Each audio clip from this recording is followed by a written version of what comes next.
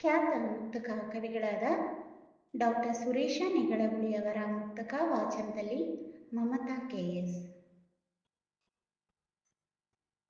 ಹುಟ್ಟಿರುವ ಸಂಬಂಧ ನೆಟ್ಟಿರಲು ಅವಸರಕ್ಕೆ, ಹುಟ್ಟಿರುವ ಸಂಬಂಧ ನೆಟ್ಟಿರಲು ಅವಸರಕ್ಕೆ, ಗಟ್ಟಿ ನಿಲ್ಲದು ಜೀವ ಇರುವ ತನಕ.